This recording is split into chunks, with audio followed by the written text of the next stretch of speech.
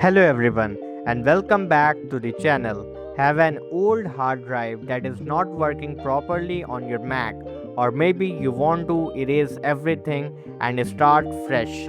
In this video, I will show you exactly how to reformat any external hard drive on your Mac using disk utility.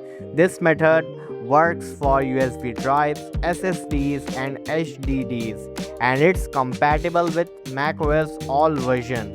Now let's get started. First, connect your external hard drive to your Mac using the USB cable. Wait a few seconds until your Mac detects the drive.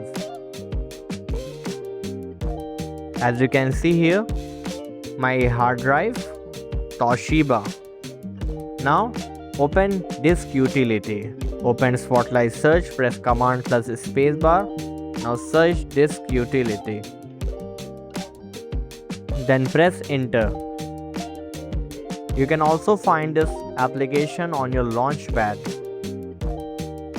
Now inside this utility, at the top menu bar you can see here view. Click on view. Now choose show all devices. This lets you see the physical hard drive instead of only its existing partitions. Now select the external hard drive from the left sidebar. You can see here it is selected. Now with the drive selected, click the erase button at the top. You can see here erase, just select it. You will now need to choose first enter the name of the hard drive, second the format. Here are the most common options, APFS and all. Choose this if you want the drive to work on both Mac and Windows, ExFAT. Then click on erase after doing all the necessary things. Your hard drive will now freshly formatted and ready to use.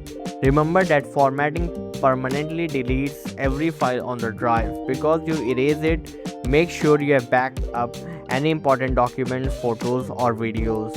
Once the process is complete, recovering your files can be difficult.